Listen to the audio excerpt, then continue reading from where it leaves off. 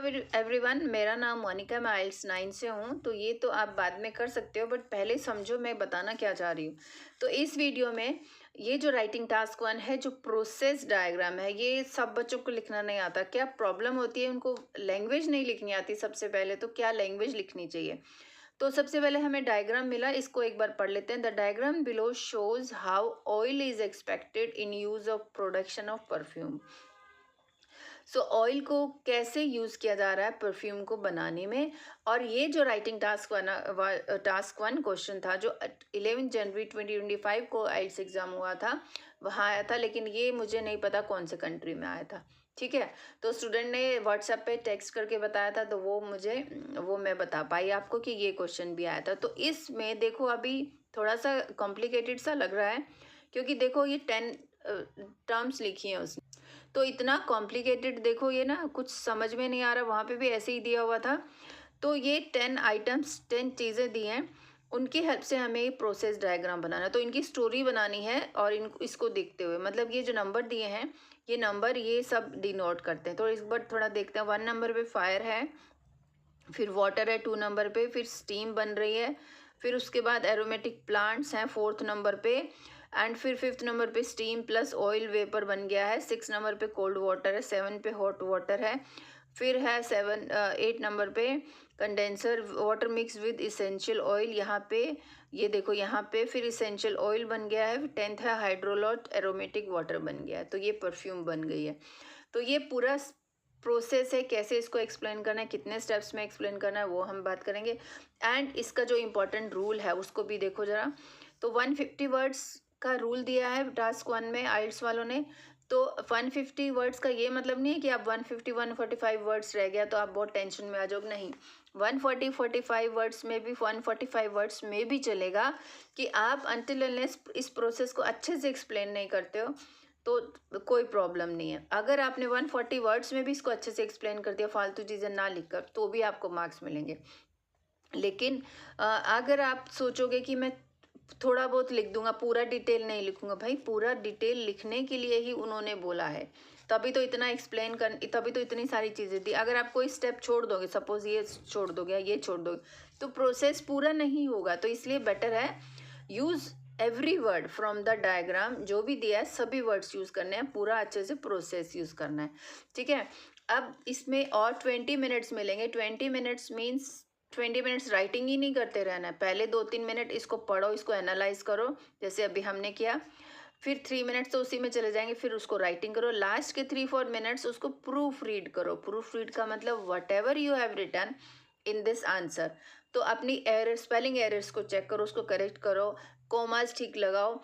And कोई word बार बार repeat हुआ है, कोई वर्ब रिपीट हुई है, तो प्लीज़ इरेज करके उसको चेंज कर दो। That is known as proof reading. Proof reading में आप अपनी मिस्टेक खुद ही निकाल लोगे। ठीक है, तो ये 20 मिनट्स को ऐसे यूज़ करना है। और इसके 4 पैराग्राफ्स या 3 पैराग्राफ्स बनाओ। First would be introduction, then overall paragraph. Overall का मतलब है कि मोटा मोटा देख के हम इस डायग्राम को देख के क्या बता सकते हैं कि यहाँ से स्टार्ट हो रहा है, यहाँ से ख़त्म हो रहा है, इंक्लूडिंग ये 6 जो चीज़ें हैं, 10 स्टेप्स हैं, उसको यूज़ करके हम एक परफ्यूम बना पाएंगे। सिर्फ इतना सा बताना है। ठीक है, तो अब यहाँ introduction, overall, body detail paragraph, body detail 2 paragraph. ठीक है, तो बॉडी डिटेल में स्टेप वाइज बताना है। पहले 2-3-4-5 स्टेप्स एक बॉडी डिटेल एक पैराग्राफ में बना दो, नेक्स्ट के लास्ट के बचे हुए फिर लास्ट पैराग्राफ में बना दो।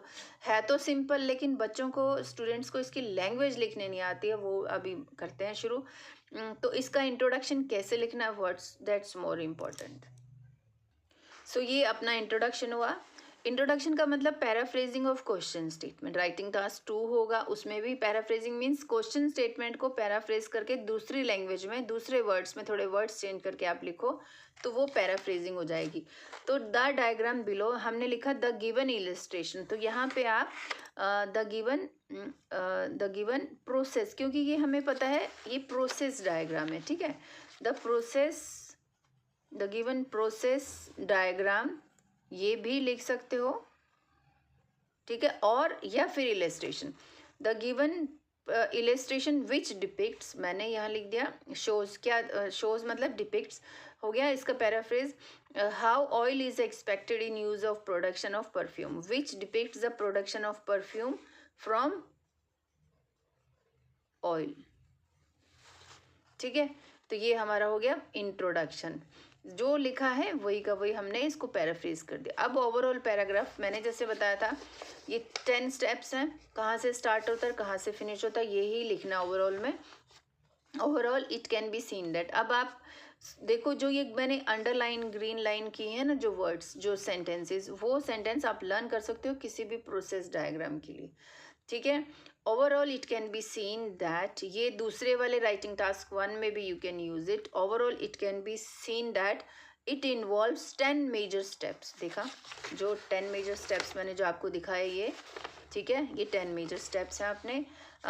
फिर कहाँ से स्टार्ट होता है, which initiates with extracting aromatic oil from plants, condensing, ये 3 स्टेप्स लिख दिया, एरोमेटिक ऑयल्स फ्रॉम प्लांट्स, देखो यहाँ ये प्लांट्स आ गया ना, फिर बीच में कंडेंसिंग द वेपर आ गया, and lastly separating fragrant oil from the ready mixture. ठीक है, फ्रॉम द रेडीमेड मिक्सचर भी आप लिख सकते हो। ये 3 चीज़ बता दी, कितने स्टेप्स इन्वॉल्व है, कहाँ से शुरू होते हैं और कहाँ ख़त्म होते हैं, ये हमने चीज़ ओवरऑल में बतानी होती है, ओवरऑल ये प्रोसेस डायग्राम में। अब बॉडी डिटेल पैराग्राफ में सबसे पहले हम ये स्टेप्स की यहाँ तक बात करेंगे, यहाँ तक। ठीक है, चलते हैं अभी लिखते हैं इसको कैसे लिखना है। देखो टू बिगिन विद, ये हमने एक कनेक्टर लगाया, to begin with comma, plants having fragrance, देखो हमने यहाँ से शुरू किया, plants having fragrance are put in a container where steam is supplied from the bottom fire. ठीक है, फायर को भी हमने यूज़ कर लिया। This stream is generated from another container where water is boiled by fire. ये देखो हम पहले मैंने इसको ज़्यादा कॉम्प्लिकेट कर दिया, बल्कि पहले यहाँ से करो, fire is given to a container where water is inside and water is steamed. This steam vapor is this supplied to the another container.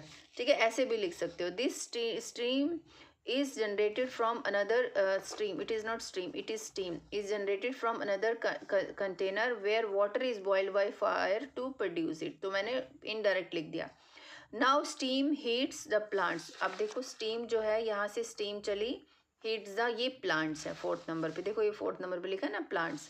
Now the steam heats the plant mixture and make the oil stored in the plants vapour. अब oil इसमें store कर दिया, देखो steam plus oil vapour लिखा ना, यहाँ 5th में store हो गया। रिजल्ट क्या है, the result is obtain from combination of plant oil and water steam. अब क्या रिजल्ट मिला है हमें, 6 यहाँ पे रिजल्ट इज ऑब्टेन्ड हो गया। अब सेकंड इंपॉर्टेंट सिग्निफिकेंट फेज लिख सकते हैं, the ready preparation material goes through देखो condenser, the ready material goes through condenser to become a mix of oil. In this condenser vessel there is a hot water and cold water, and from the bottom this is, and you can cut it, इसको capital बना, from the bottom there is, this is a flowing this is flowing in the next container where liquid mixed with essential oil। देखो यहाँ से वो यहाँ जा रहा है, फिर वो मिक्स हो रहा है। ठीक है, फिर उसके बाद with essential oil flowing into the next container where liquid mixed with essential oil, and now with the help of separator, अब सेपरेटर की बात आ गई, with the help of separator, देखो यहाँ पे सेपरेटर लिखा है, इसको भी तो यूज़ करना है। यहाँ पे वाटर मिक्स विद, ये 9th नंबर तो हम लिख चुके हैं। तो विद द